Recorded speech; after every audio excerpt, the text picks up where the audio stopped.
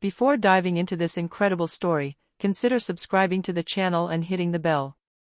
Every story here has something to say, and you won't want to miss a single one. The judge who mocked, until he discovered who the young man before him really was. It was a gray, gloomy morning in the dead of winter. A cold rain hammered relentlessly against the city sidewalks, transforming the streets of Franklin into a ballet of pressed umbrellas and splattered boots. Inside the Franklin County District Court, the old building echoed with muffled whispers, dry heels and the clatter of filing cabinets. In the room 4B, a solemn room with a yellowish light, the benches were already full. The air was charged with a silent, almost electric tension. Lawyers in dark suits accused with a worried look, journalists on the lookout for sensationalism, and some ordinary citizens, those who came to kill time, observed the comings and goings of the bailiffs. Everyone knew that Judge Lancaster was presiding today. Henry Lancaster, an austere figure in the judicial system, was a feared man. He had sat in this same courtroom for 35 years, and his methods hadn't changed one bit. He distrusted innovation, disdained youth, and barely tolerated diversity in the courtroom. His sharp remarks about young lawyers and minorities were well known, but never open enough to warrant formal accusations. When the large solid wood doors opened, silence fell instantly. A bailiff stood up and announced in a loud voice, "The court is in session, please rise to welcome the Honorable Judge Lancaster." The judge entered slowly, as if he had all the time in the world. Thick black dress swept the marble floor, and his steel-rimmed glasses gave him a stern, almost military air. He didn't greet the lawyers or the clerks. He took a quick look at the day's agenda, then sat down without a word behind his large carved oak desk. He carefully adjusted his glasses on his hooked nose, raised his mallet, and struck it 3 times, a dry sound echoing off the walls. Court in session. Prosecutor, next case. The deputy prosecutor, an energetic young man named Daniel McAllister, stood up immediately. "Your Honor, this is case number 4812. The prosecution is prosecuting a Marcus Bell, of no fixed address, accused of breaking the window of the Delacroix Jewelers store on Park Avenue." The whispers started up again softly in the back of the room. Black homeless, accused of vandalizing a luxury boutique. For many, the verdict seemed written in advance. Marcus Bell was led into court. He was a man in his 50s, his clothes threadbare, his face marked by years spent on the streets.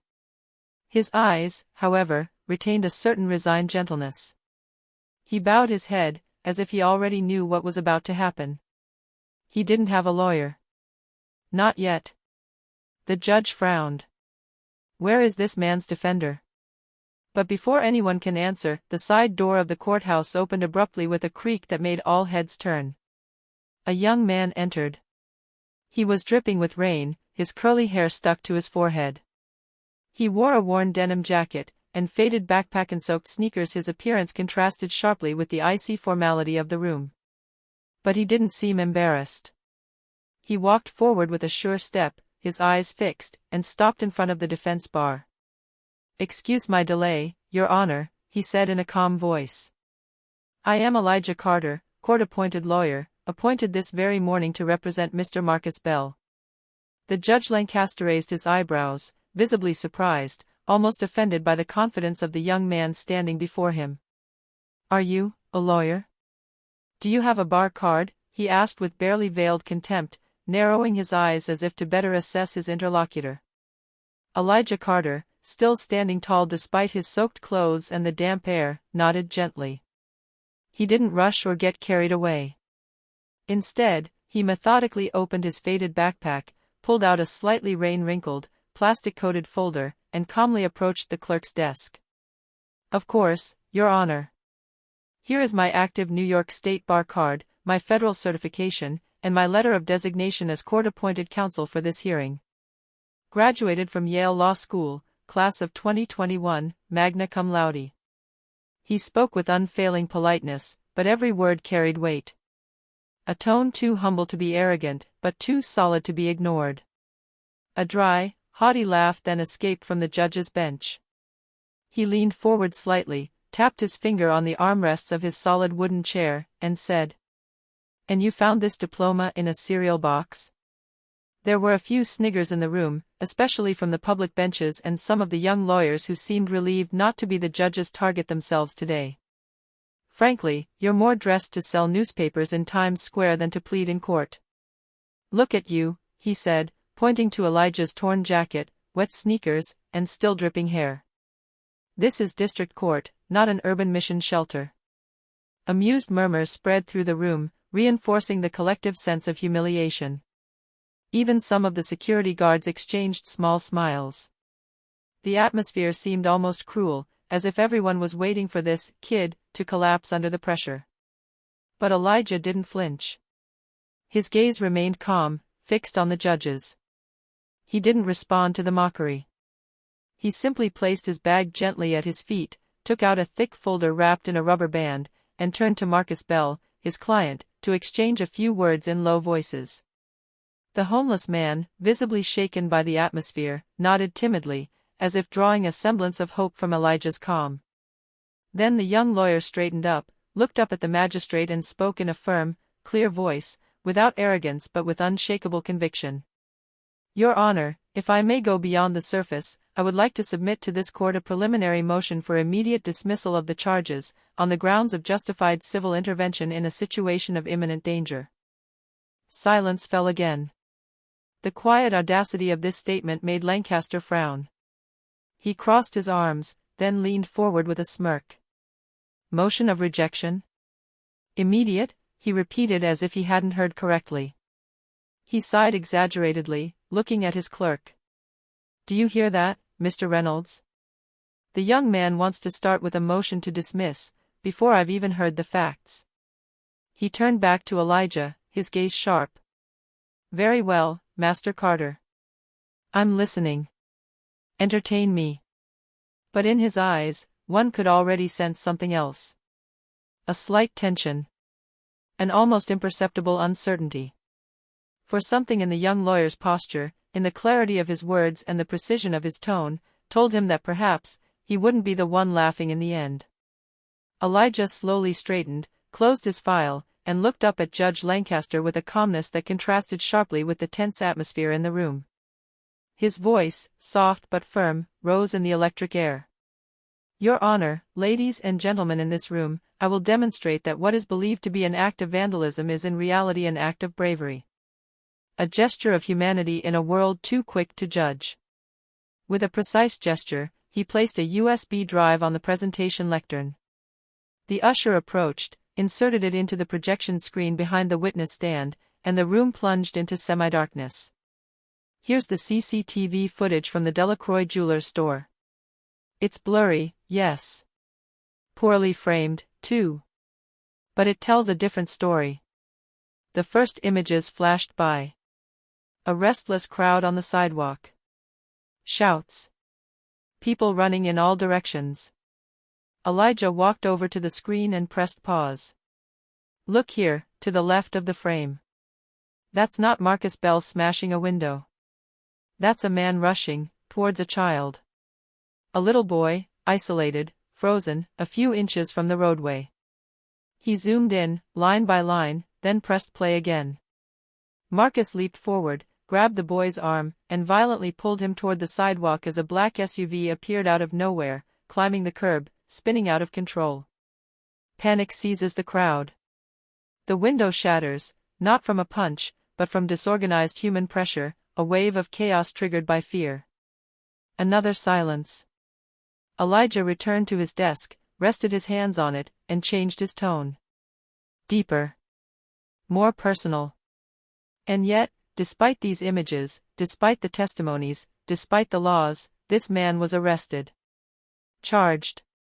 Placed in detention. Why? Because he's not wearing a suit. Because he's sleeping in a shelter. Because he doesn't fit into the comfortable codes of those we consider respectable. He paused. His gaze swept the room, stopping for a moment on the panel of observers. Some looked away. Others seemed frozen, troubled. It's easier to point an accusing finger than to take the time to understand. And that's exactly what our system did. Without formal proof. Without criminal intent. Without any intention to harm. He took a file in his hand, lifted it slightly. Under New York State Penal Code Section 35.05, citizen intervention in a situation that endangers others is not only authorized, but protected.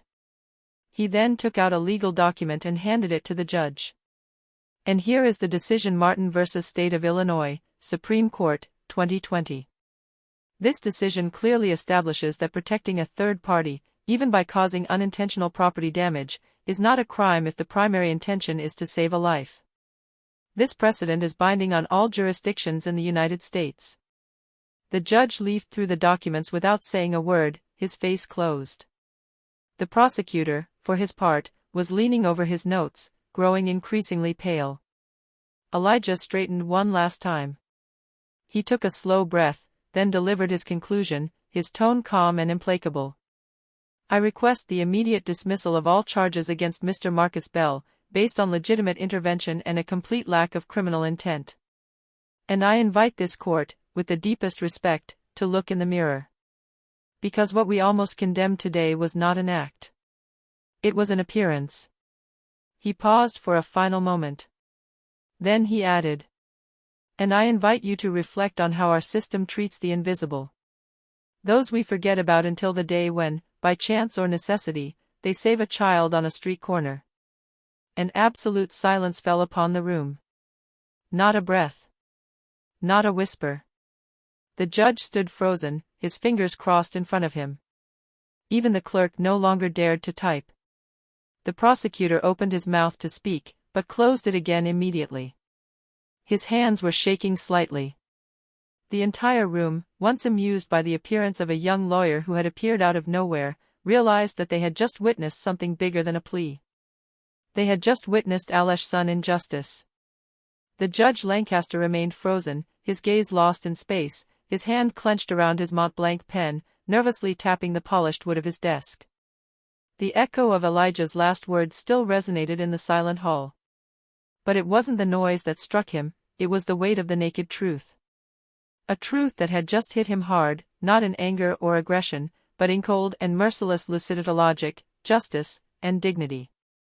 For the first time in his 30-year career on the bench, Henry Lancaster felt mis a no.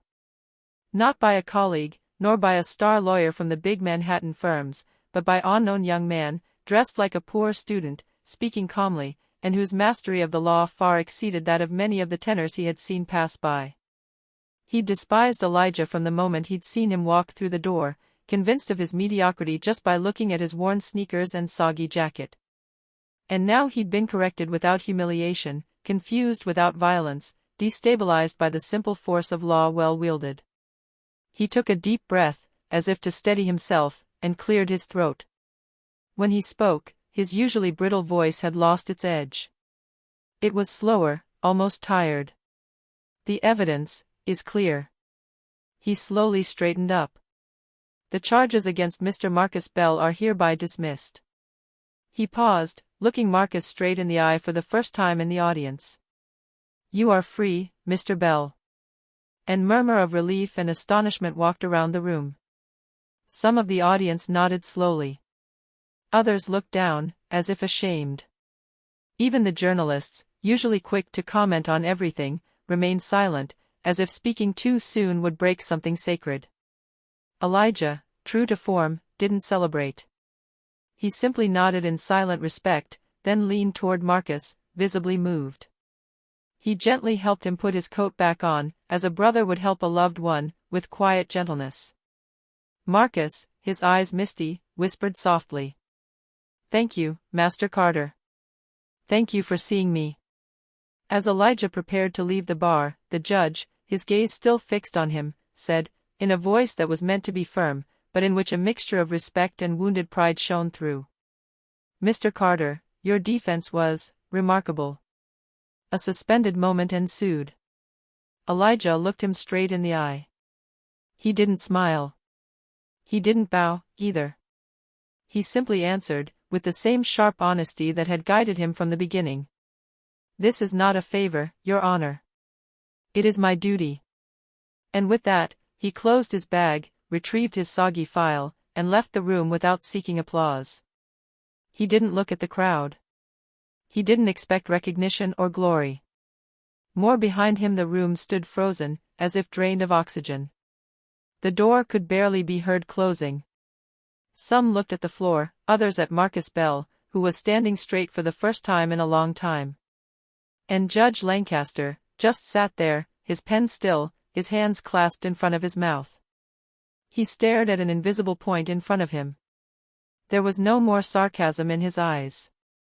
Just one shadow of painful reflection. That day, he had not only seen a brilliant young lawyer. He had seen the mirror of a system that was too sure of itself, too blind, and which a single man, through his rigor and his humanity, had just forced to face itself. A few weeks later, as the grayness of winter slowly faded to give way to the first glimmers of spring, an article quickly made the rounds on social networks and local media. The title, simple but powerful, circulated on all screens. Elijah Carter, the legal prodigy who pleads for the forgotten. This article traced the unusual journey of a young man with an ordinary face but extraordinary determination.